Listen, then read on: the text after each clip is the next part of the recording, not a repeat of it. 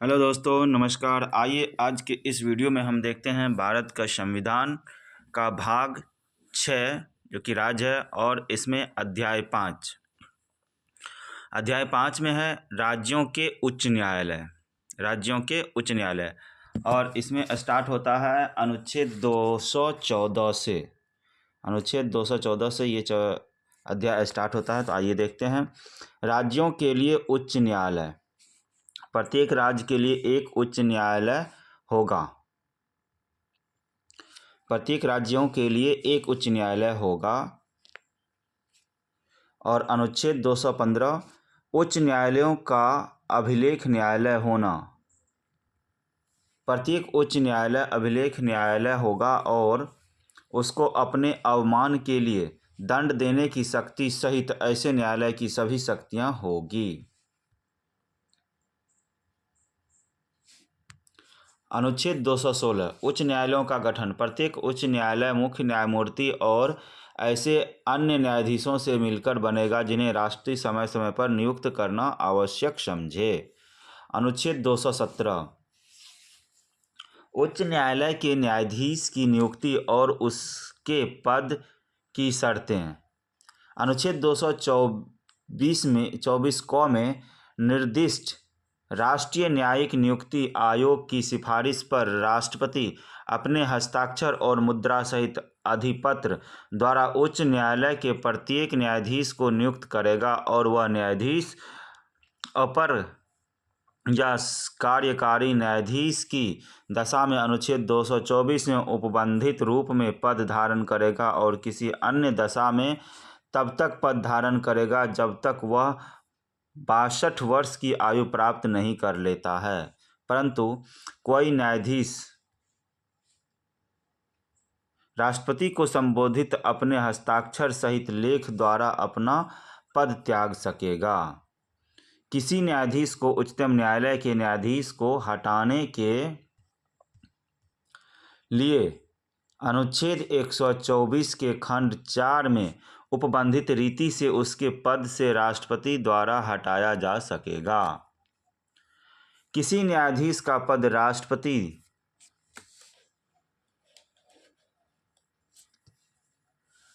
राष्ट्रपति द्वारा उसे उच्चतम न्यायालय का न्यायाधीश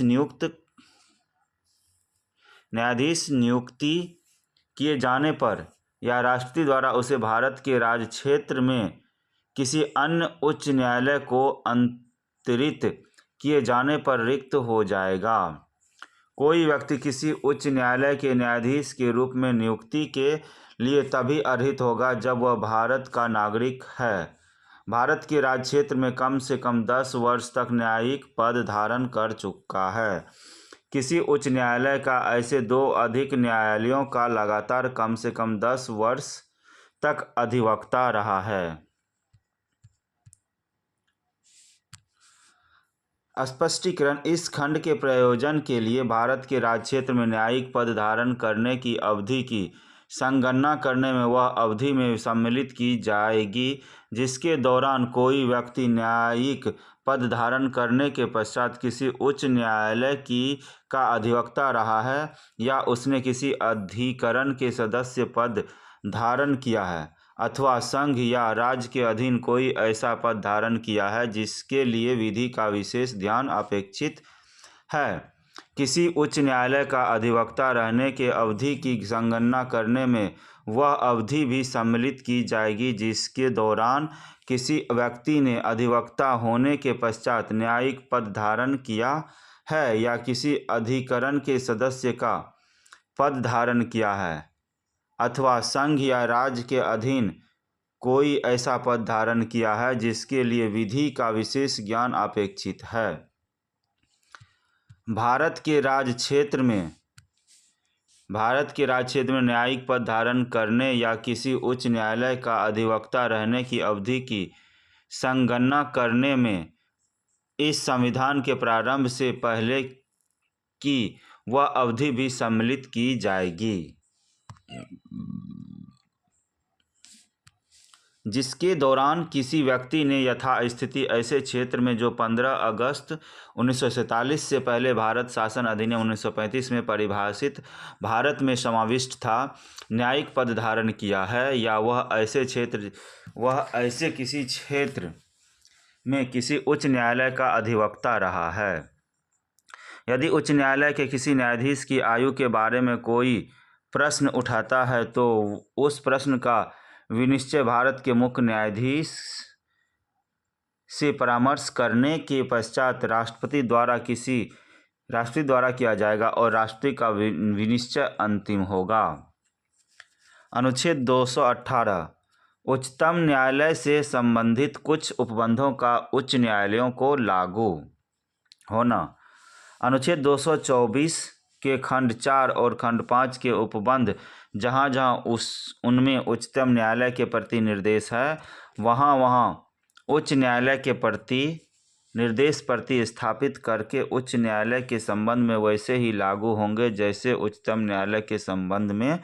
लागू होता है। अनुच्छेद 219 उच्च न्यायालयों के न्यायाधीशों द्वारा शपथ या प्रतिज्ञान। उच्च न्यायालय का न्यायाधीश होने के लिए नियुक्ति प्रत्येक व्यक्ति अपना पद ग्रहण करने से पहले उस राज्य के राज्यपाल या उसके द्वारा इस नियुक्त व्यक्ति के समक्ष तीसरी अनुसूची में इस प्रयोजन के लिए दिए गए प्रारूप के अनुसार शपथ लेगा या प्रतिज्ञान करेगा और उस पर अपना हस्ताक्षर करेगा। अनुच्छेद 220 अस्थायी न्यायाधीश रहने के पश्चात विधि व्यवसाय पर निर्बंधन। कोई व्यक्ति जिसने इस संविधान के प्रारंभ के पश्चात किसी उच्च न्यायालय के अस्थायी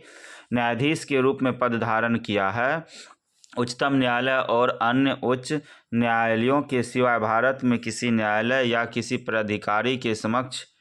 अभिवचन या कार्य नहीं करेगा। स्पष्टीकरण। इस अनुच्छेद में उच्च न्यायालय पद के अंतर्गत संविधान 7वां संशोधन अधिनियम 1956 के प्रारंभ से पहले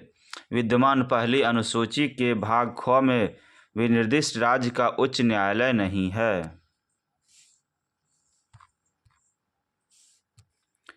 221 न्यायाधीशों के वेतन आदि। प्रत्येक उच्च न्यायालयों के न्यायाधीशों को ऐसे वेतन का संदाय किया जाएगा जो संसद विधि द्वारा अवधारित करे और जब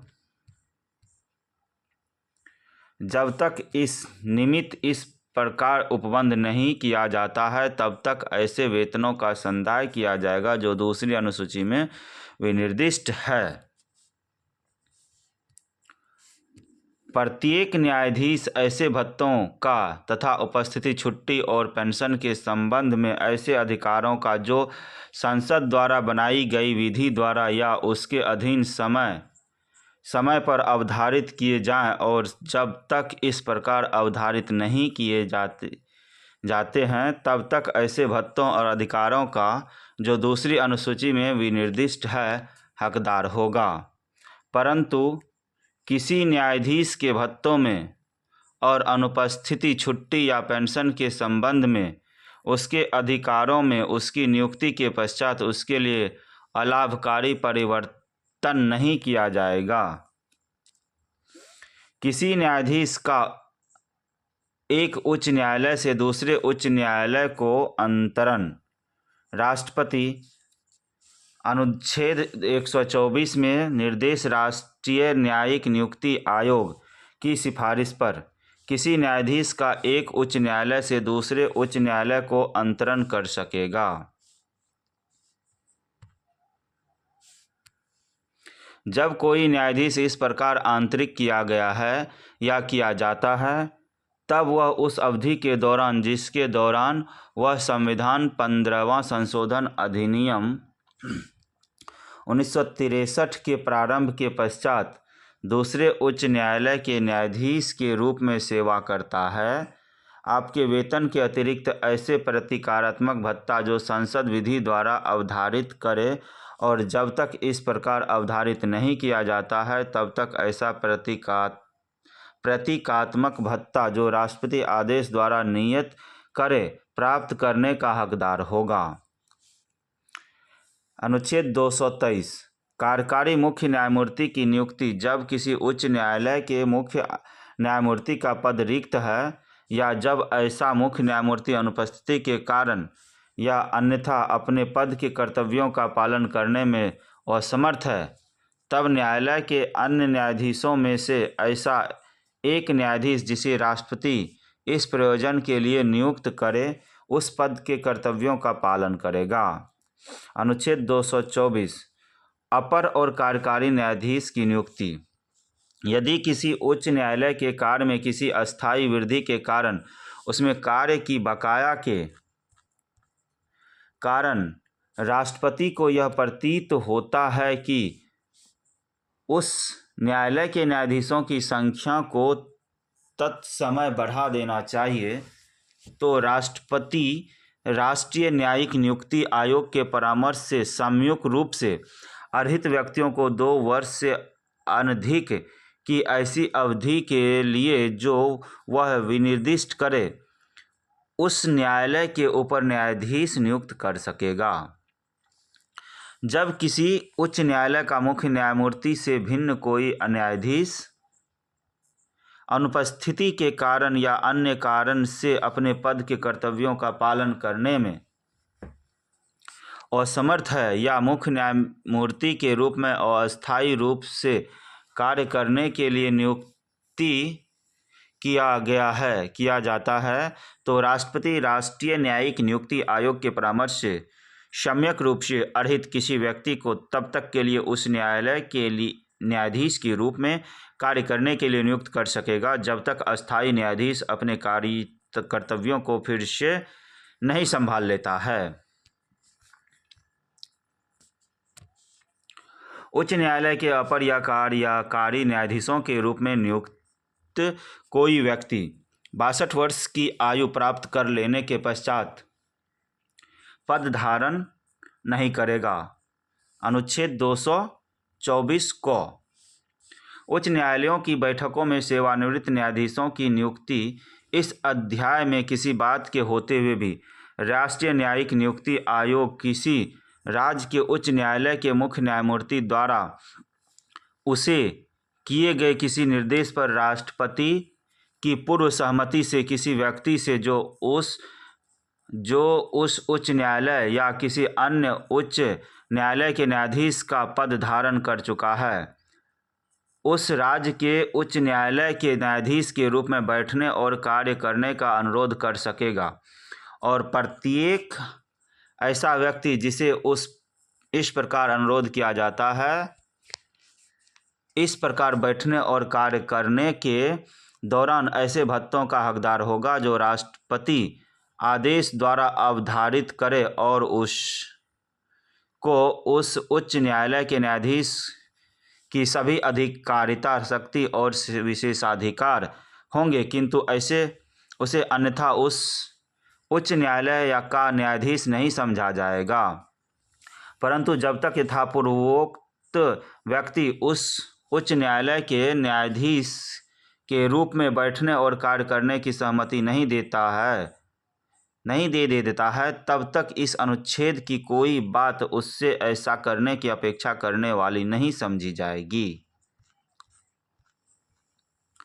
अनुच्छेद 225 विद्यमान उच्च न्यायालयों की अधिकारिता। इस संविधान के उपबंधों के अधीन रहते हुए और इस संविधान द्वारा समुचित विधानमंडल को प्रदत्त शक्तियों के आधार पर उस विधानमंडल द्वारा बनाई गई किसी विधान के उपबंधों के अधीन रहते हुए किसी विद्यमान उच्च न्यायालय की अधिकारिता और उसमें प्रशासित विधि तथा उस न्यायालय में न्याय प्रशासन के संबंध में उसके न्यायाधीशों की अपनी अपनी शक्तियां, जिनके अंतर्गत न्यायालय के नियम बनाने की शक्ति तथा उस न्यायालय और उसके सदस्यों की बैठक का चाहे वे अकेले बैठे या खंड न्यायालय में बैठे विनियमन करने की शक्ति है, वही होगी जो इस संविधान के प्रारंभ से ठीक पहले थी। परंतु राजस्व संबंधी अथवा उसका संग्रहण करने में आदिष्ट या किए गए किसी कार्य संबंधी विषय के बाबत उच्च न्यायालयों में से किसी की आरंभिक अधिवक्ता का प्रयोग इस संविधान के प्रारंभ से ठीक पहले जिस किसी निर्बंधन के अधीन था, वह निर्बंधन ऐसी अधिकारिता के प्रयोग को ऐसे प्रारंभ के पश्चात लागू नहीं होगा। कुछ रीट निकालने के उच्च न्यायालय की शक्ति। अनुच्छेद 32 में किसी बात के होते हुए भी प्रत्येक उच्च न्यायालय को उन राज्य क्षेत्र में सर्वत्र जिनके संबंध में वह अपनी अधिकारिता का प्रयोग करता है, भाग 3 द्वारा प्रदत्त अधिकारों में से किसी को प्रवर्तित कराने के लिए किसी अन्य प्रयोजन के लिए उन राज्य क्षेत्र के भीतर किसी व्यक्ति या प्राधिकार को या समुचित मामले में किसी सरकार को ऐसे निर्देश, आदेश या रिट जिनके अंतर्गत बंदी, प्रत्यक्षीकरण, परमादेश, प्रतिषेध, अधिकार पृष्ठा और उत्प्रेषण रिट है या उनमें से कोई निकालने की शक्ति होगी। किसी सरकार, प्राधिकारी या व्यक्ति को निर्देश, आदेश या रिट निकालने की खंड 1 द्वारा प्रदत्त शक्ति का प्रयोग उन राज्यों के संबंध में जिनके भीतर ऐसी शक्ति के प्रयोग के लिए वाद हेतुक पूर्णतः या भागतः उत्पन्न होता है, अधिकारिता का प्रयोग करने वाले किसी उच्च न्यायालय द्वारा भी इस बात के होते हुए भी किया जा सकेगा कि ऐसी सरकार या प्राधिकारी का स्थान ऐसे व्यक्ति का निवास स्थान उन राज्य क्षेत्रों के भीतर नहीं है जहां कोई पक्षकार जिसके विरुद्ध खंड 1 के अधीन किसी याचिका पर या उसके संबंधित किसी कार्यवाही में आदेश के रूप में या रोक के रूप में या किसी अन्य रीति से कोई अंतरिम आदेश, ऐसे पक्षकार को ऐसी याचिका की और ऐसी अंतरिम आदेश के लिए अभिभावक के समर्थन में सभी दस्तावेज की प्रतिलिपियां और ऐसे पक्षकार को सुनवाई का अवसर दिए बिना किया गया है, ऐसे आदेश का रद्द कराने के लिए उच्च न्यायालयों को आवेदन करता है और ऐसे आवेदन की एक प्रतिलिपि उस पक्षकार को जिसके पक्ष में ऐसा आदेश किया गया है या उसके काउंसिल को देता है। वहाँ उच्च न्यायालय उसकी प्राप्ति की तारीख से या ऐसे आवेदन की प्रतिलिपि इस प्रकार दिए जाने की तारीख से 2 सप्ताह की अवधि के भीतर उनमें से जो भी पश्चातवर्ती हो या जहां उच्च न्यायालय उस अवधि के अंतिम दिन बंद है, वहां उसके ठीक बाद पहले दिन की समाप्ति से पहले जिस दिन उच्च न्यायालय खुला है आवेदन को निपटाएगा और यदि आवेदन इस प्रकार नहीं निपटाया जाता है तो अंतरिम आदेश यथास्थिति उक्त अवधि की या उक्त ठीक बाद वाले दिन की समाप्ति पर रद्द हो जाएगा। इस अनुच्छेद द्वारा उच्च न्यायालय को प्रदत्त शक्तियों से अनुच्छेद 32 के खंड 2 द्वारा उच्चतम न्यायालय को प्रदत्त शक्ति का अल्पीकरण नहीं होगा। अनुच्छेद 224 को अनुच्छेद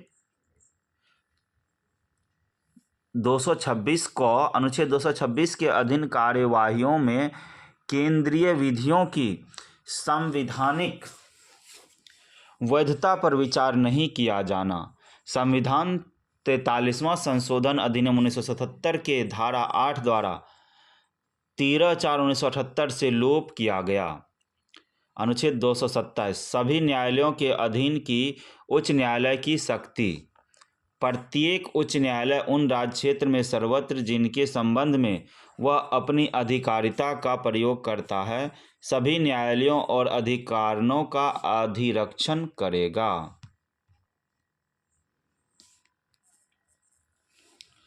पूर्वगामी उपबंध की व्यापकता पर प्रतिकूल प्रभाव डाले बिना उच्च न्यायालय ऐसे कार्यालयों से विवरणिका मांग सकेगा। ऐसे न्यायालयों की पद्धतियां और कार्रवाइयों के विनियमन के लिए साधारण नियम और प्रारूप बना सकेगा और निकल सकेगा तथा विहित कर सकेगा। किन्हीं ऐसे न्यायालयों में अधिकारियों द्वारा रखी जाने वाली पुस्तकों, प्रविष्टियों और लेखाओं के प्रारूप विहित कर सकेगा। उच्च न्यायालय उन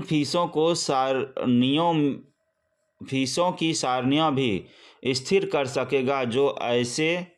न्यायालयों के शरीफ को तथा सभी लिपिकों और अधिकारियों को तथा उनमें विधि व्यवसाय करने वाले अटर्नियों,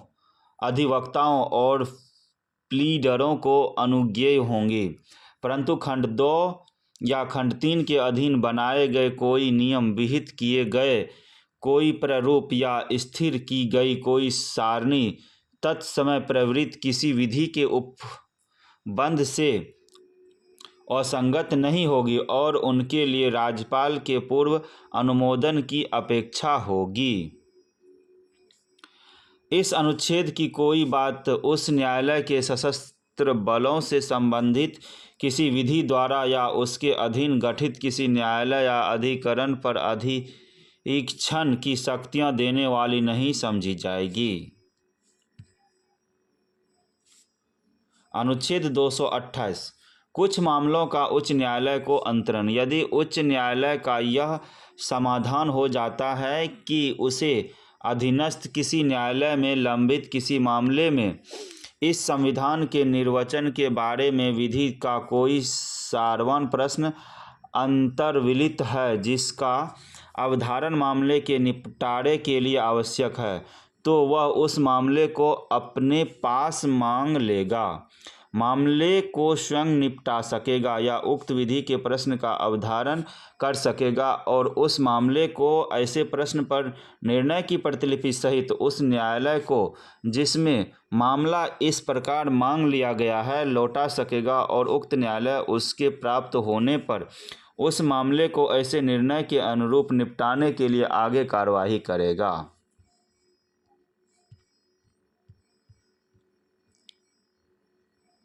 अनुच्छेद 228 को राज्य विधियों के संवैधानिक वैधता से संबंधित प्रश्नों के निपटारे के बारे में विशेष उपबंध। संविधान 43वां संशोधन अधिनियम 1977 की धारा 10 द्वारा 3/4/1978 से लोप किया गया। अनुच्छेद 229 उच्च न्यायालयों के अधिकारी और सेवक तथा व्यय किसी उच्च न्यायालय के अधिकारियों और सेवकों की नियुक्ति उच्च न्यायालय का मुख्य न्यायमूर्ति करेगा या उस न्यायालय का ऐसा अन्य न्यायाधीश या अधिकारी करेगा जिसे वह निर्दिष्ट करे, परंतु उस राज्य का राज्यपाल नियम द्वारा यह अपेक्षा कर सकेगा कि ऐसी किन्हीं दशाओं में जो नियम में विनिर्दिष्ट की जाए, किसी ऐसे व्यक्ति को जो पहले से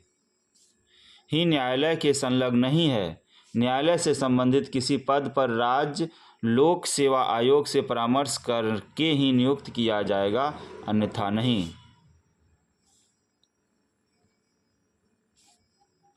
राज्य के विधानमंडल द्वारा बनाई गई विधि के उपबंध के अधीन रहते हुए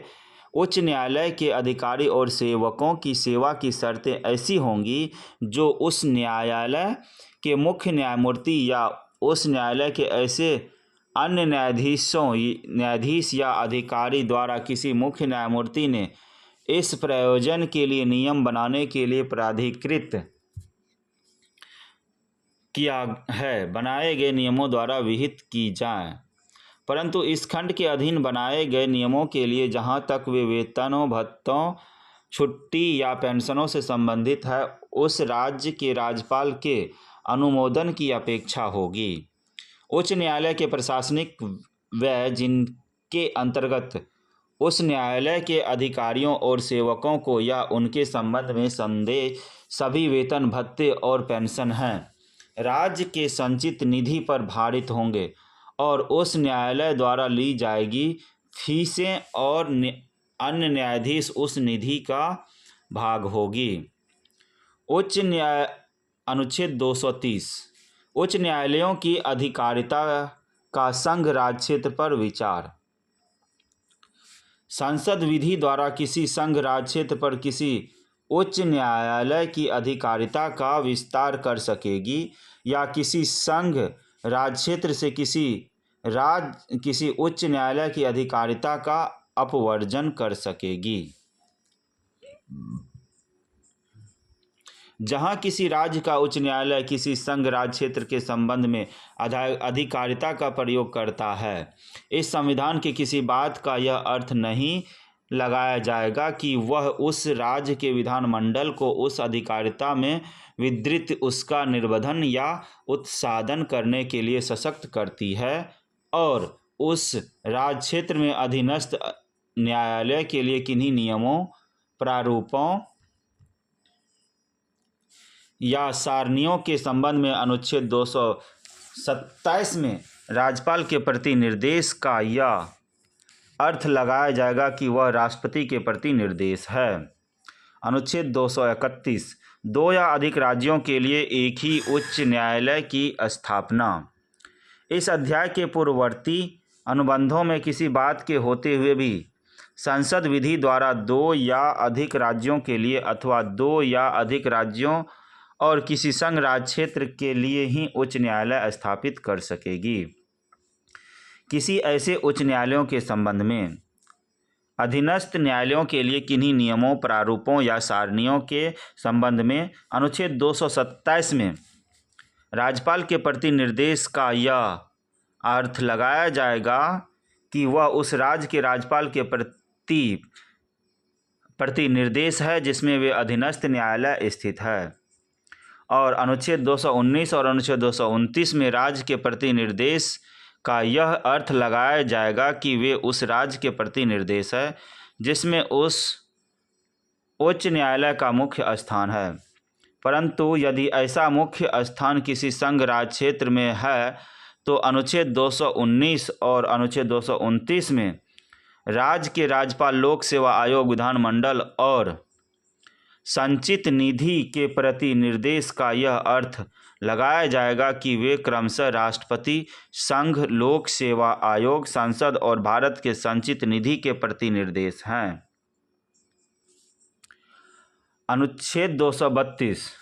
संविधान 7वां संशोधन अधिनियम 1956 की धारा 6 द्वारा 1/11/1956 से अनुच्छेद 230, 231 और 232 के स्थान पर अनुच्छेद 230 और 231 को प्रतिस्थापित किया गया। दोस्तों, इस वीडियो में हम इतना ही रखते हैं। अब यहाँ से अध्याय 6 स्टार्ट हो रहा है, तो ये अगले वीडियो में हम देखेंगे इसको। तो इस वीडियो में इतना ही। अगर आपको यह वीडियो अच्छा लगता है तो आप इसे चैनल को सब्सक्राइब कर दें और बेल आइकन को प्रेस कर ले ताकि आपको अगले वीडियो का इन्फॉर्मेशन आते ही मिल जाए। Thank you.